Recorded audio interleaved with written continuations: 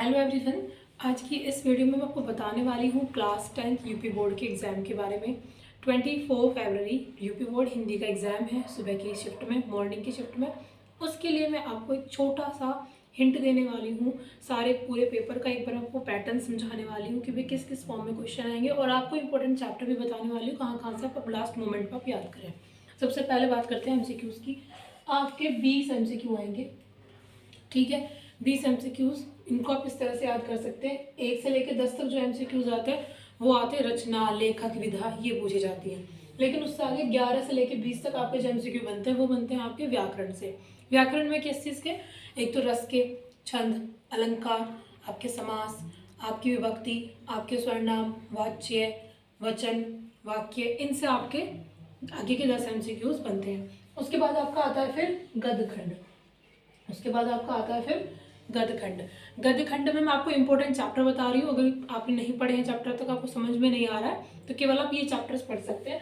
एक तो है आपका मित्रता, और एक है आपका ईर्ष्या तू न गई मेरे मन से। ठीक है, रामधारी सिंह दिनकर जी का जो चैप्टर है ईर्ष्या तू न गई मेरे मन से, आप केवल ये 2 चैप्टर पढ़ करके चले जाइए, आपको इन्हीं में से व्याख्या मिल जाएगी एक। ठीक है, उसके बाद है फिर आपका काव्यखंड। काव्यखंड में आपको याद करने हैं एक तो सूरदास के पद वाला चैप्टर, एक चीटी या चंद्रलोक में प्रथम बार, पद सूरदास वाले, चीटी, चंद्रलोक में प्रथम बार, ये वाला पार्ट, और एक आपका रसखान का पूरा पार्ट।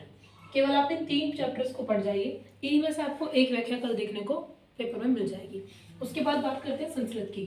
सबसे पहले आपके आए एमसीक्यू, उसके बाद आपका आया गद्यखंड, उसके बाद काव्यखंड। मैंने आपको बता दिए एमसीक्यू शुरू के जो 10 बनते हैं।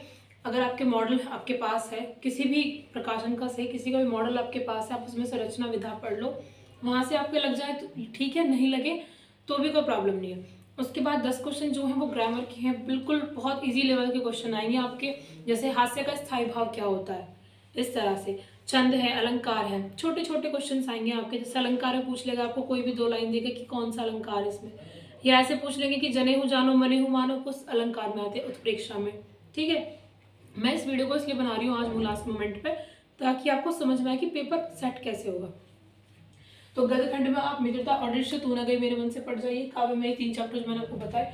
उसके बाद आपके पेपर में आपको देखने को मिलेंगी संस्कृत की गद्यांश और पद्यांश। गद्यांश किन्हें बोलते हैं? जो आपकी लगातार पैराग्राफ के फॉर्म में लिखी हुई होती है। ठीक है, पद्यांश किन्हें बोलते हैं? जो श्लोक के जैसे 2 लाइन के लिखे आते हैं, उनको हम पद्यांश बोलते हैं। तो संस्कृत के लिए आपको मैं चैप्टर्स बता देती हूँ, आप केवल उनके अनुवाद पढ़ जाइए। सबसे पहला भारतीय संस्कृति चैप्टर, आपका भारतीय संस्कृति चैप्टर, इस चैप्टर की व्याख्या पढ़ जाइए एक बार, अनुवाद। एक आपका वाराणसी नगरी, एक ये वाला पार्ट आप पढ़ जाइए। और लास्ट जो आपके पद्यांश आते हैं उनके लिए सिर्फ आप एक ही पार्ट की सारी अनुवाद पढ़ लीजिए, बहुत छोटे छोटे से हैं, जीवन सूत्रावली, केवल इस चैप्टर के आप अनुवाद पढ़ लीजिए। आपको इन्हीं 3 चैप्टरों में से 2 व्याख्या देखने को कल पेपर में मिल जाएगी। उसके बाद बात करते हैं प्रश्न उत्तर की। उसके बाद संस्कृत का जब आपका काव्यखंड, गद्यखंड, संस्कृत हो जाएगा, उसके बाद आपके आते हैं फिर करमवीर भरत के प्रश्न। उसमें कई सारे खंड काव्य लिखे रहते हैं, लेकिन जिसके जिले में जो लग रहा हो वो अपने जिले के हिसाब से देख सकता है। लेकिन आपके जिले में जो भी खंड काव्य पढ़ाया जाता हो, आप उसके नायक का चरित्र चित्रण याद करके जरूर जाए। नायक से हर बार प्रश्न बनते हैं। नायक के किसी भी एक व्यक्ति का चरित्र चित्रण, चरित्र चित्रण का मतलब क्या होता है? आपको उसके बारे में बताना है। कैसे? जैसे मान लो हम ले लेते हैं एक खंड काव्य है करमवीर भरत। करमवीर भरत में क्या है कि रामायण के बारे में बात हो रही है कि जब दशरथ जी ने वनवास दे दिया था राम जी को, उस बीच का वहाँ पे वर्णन है उस पूरे करमवीर भरत में। तो उसमें आपसे प्रश्न पूछे गए कि इसके नायक का चरित्र चित्रण कीजिए। नायक का मतलब जो मैन व्यक्ति था, उसमें उसकी मूलतः भूमिका थी, उसमें उसका है भरत। तो उसकी जो विशेषताएं बताओगे वो आप हेडिंग से बताओगे। जैसे जो भरत था वो कैसा था? वो भातृ प्रेमी था, माता पिता का भक्त था। तो उनको आप हेडिंग में लिख करके तब बता के आओगे। आपकी सबकी बुक्स में चीज़ें दी हुई होती हैं, मैं केवल एक छोटा सा व्यू दे रही हूँ आपको।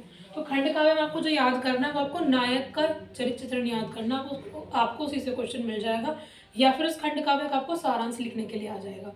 ठीक है, तो खंड काव्य हो गया। उसके बाद जो आपको मिलेंगे वो मिलेंगे आपको संस्कृत के प्रश्न उत्तर। संस्कृत के प्रश्न उत्तर आप जो है सिर्फ 2 चैप्टर्स को पढ़ लीजिए, 2 चैप्टर के प्रश्न उत्तर इंपॉर्टेंट आप पढ़ लीजिए। एक तो चंद्रशेखर का पूरा पढ़ लीजिए, और एक केन की वर्धते, एक इसके आप पूरे क्वेश्चन आंसर पढ़ लीजिए। केन की वर्धते, ठीक है।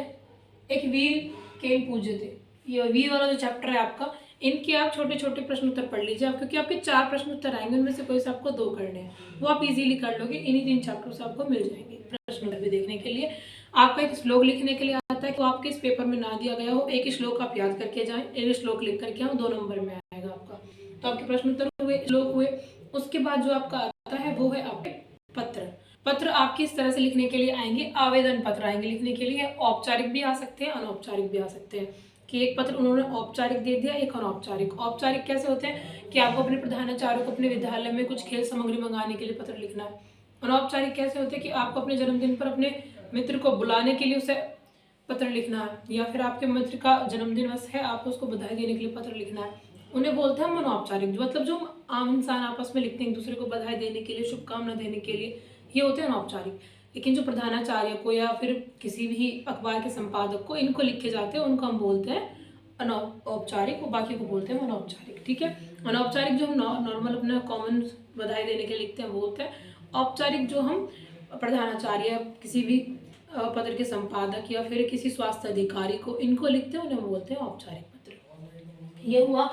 उसके बाद लास्ट आपका आता है एस्से, जो कि सबसे ज़्यादा मार्क्स में आता है। तो एस्से के लिए मैं आपको 3-4 टॉपिक बता रही हूँ, आप बस उनकी हेडिंग भी पढ़ के जाएंगे, उसके बारे में बना करके लिख के आएंगे, तब भी आपके मार्क्स अच्छे मिल जाएंगे।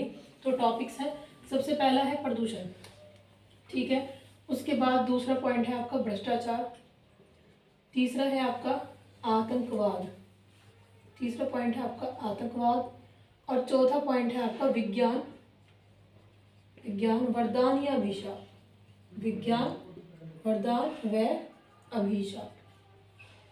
जिन बच्चों ने अपने पेपर का रिवीजन पूरा कर लिया है, उनको मुझे लगता है कि मेरी वीडियो से ना समझ में आएगा कि मैं इतनी जल्दी और शॉर्ट में क्या बताने की कोशिश कर रही हूँ।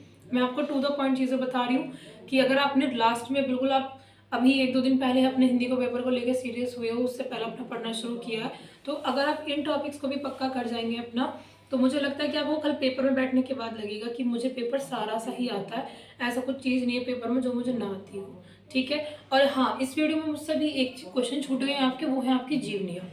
जीवनियाँ 6 जीवनियाँ हैं जो कि मोस्ट इम्पोर्टेंट है, वो मैं इस वीडियो के डिस्क्रिप्शन बॉक्स में लिख करके पिन कर रही हूँ, वो आप जरूर याद कर लीजिएगा। वैसे मैं आपको 2 बता देती हूँ, एक तो आपकी जयशंकर प्रसाद की और एक तुलसीदास, जयशंकर प्रसाद और एक आपका तुलसीदास। ये 2 जीवनी आपके बहुत महत्वपूर्ण है, ये काव्य में से है और ये गद्य में से है, ठीक है। क्योंकि वहाँ पर आपको 3 गद्य की मिलेंगी, उनमें से 1 करनी है, 3 काव्य की मिलेंगी, उनमें से 1 करनी है। तो मैं जीवनी आपको डिस्क्रिप्शन बॉक्स में लिख करके दे रही हूँ, जरूर से जा करके देखो और लर्न करो पेपर के लिए, और अच्छे से पेपर करके आओ। All the best.